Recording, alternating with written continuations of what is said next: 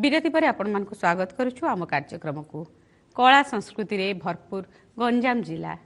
एई जिल्लारू अनेक लोककलार उत्पत्ति आउ एई कला राज्य नुहे देश विदेश रे बेस लोकप्रियता अर्जन करिछि। सेई मध्यरु गोटी कला होछि रामायण नाच बा नाटक। कोनसी पर्व वा पर्वाणी हेले गंजाम जिल्ला रे प्रथमे खोजा पड़ी थाए रामायण नाटक आउ यह राति तमाम परिवेशित होता है।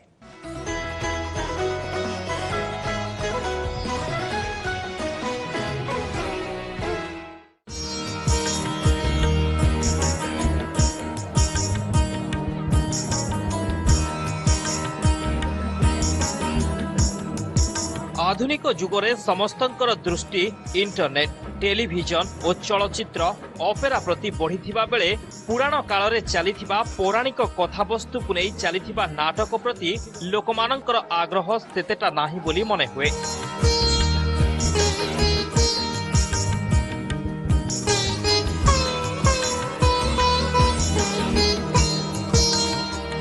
किंतु आज भी बंची रही सेही पुराना समयर पौराणिक कथावस्तु जहाँ देखा मिली गंजाम जिले लोककलार गंताघर गंजाम जिला को कहुए। आज भी से जिलार कलाकार माने बंचाई रखिछंती लोककला को।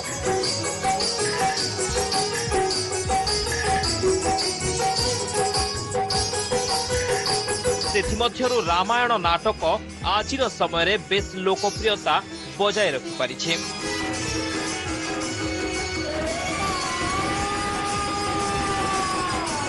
प्रत्येक गाँ रे रामायण नाच प्रदर्शित करिबा पई अनेक व्यक्ति माने मिसी वर्ष तमाम अभ्यास करिथांते। पसंद सबुले मनीषर हृदय रु आसी थाए। हमर रामायण कहले सृष्टिर जेउ सृष्टिकर्ता विष्णु अछंदी से रामायण होची तांकर गोटे अवतारर स्वरूप। से विष्णुंकर कथा को आमे रामायण रामंकर चरित्र रूपे आमे सब देखि पारुचे।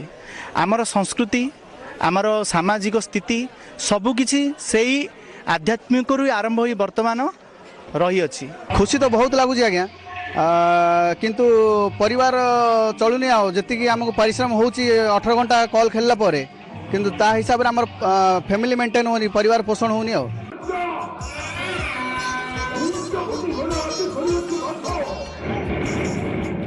यह जिला तथा जिला बाहर हेउथिबा विभिन्न पर्व पर्वाणी रे मध्य एही व्यक्ति माने जोग दे नाटक परिवेषण करिथांते।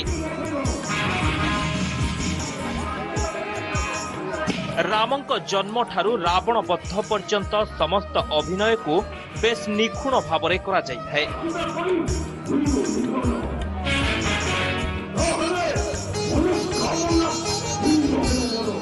एथिपाई 25 रु 30 जन कलाकार माने विभिन्न चरित्र रे विभिन्न भूमिका रे कला प्रदर्शन करिथांती।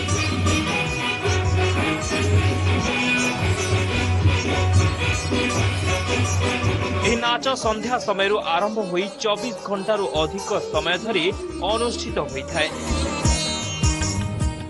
नाटक टी आम 12 वर्ष है बंचाई रखीचु, किंतु 12 वर्ष भितर बहुत कष्ट सहया पड़ुची।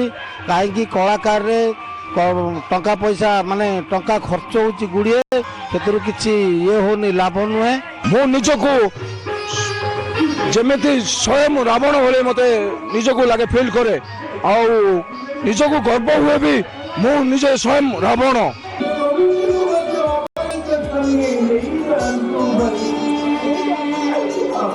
नाटक माध्यम रे विभिन्न कला कौशल और कुस्ती मध्य देखाई थांती कलाकार माने।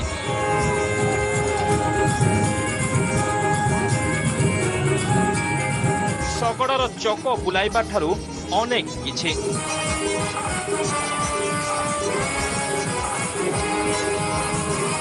गंजाम जिले में कौनसी जानी यात्रा हेले रामायण नाचर बेस चाहिदा देखा जाय थाए।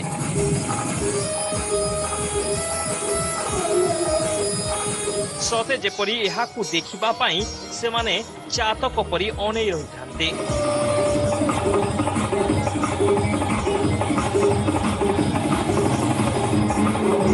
रामायण जे केवल पौराणिक कथावस्तु नुहे बरं समाज को एवं परिवार को एहार कथावस्तु बहु नीति शिक्षा दे थाए।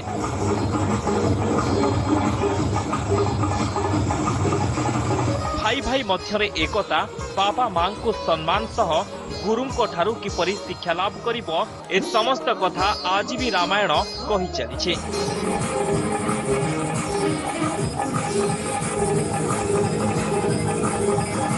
रामंकर आदर्श, सीता देवींकर पति भक्ति सह भाई लक्ष्मण, भरत, शत्रुघ्नंकर भाई प्रति सम्मान केते जे आजिर समय पई आवश्यक ताहा रामायण ही सूचई देखाए।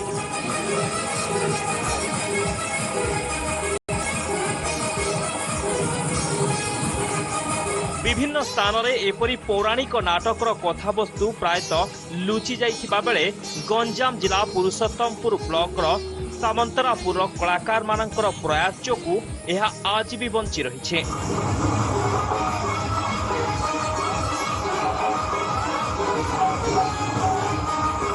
रामायण नाटक आजिकार समय रे बहु आवश्यकता रहिथिबा बेले यह आत्मसंतोष देई पारुछि बोली अनेक मत दैथांती।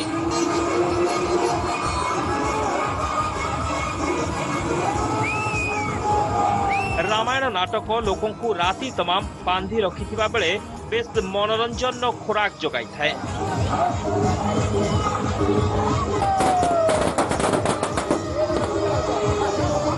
तेबे यह वर्तमान समय रे अधिक व्ययबहुल हेउथिबा कारणरू अधिकांश कलाप्रिय माने मुह फेराई देउछन्ते। एथि प्रति समस्तंकर दृष्टि रहिबा आवश्यक होई पड़िछे।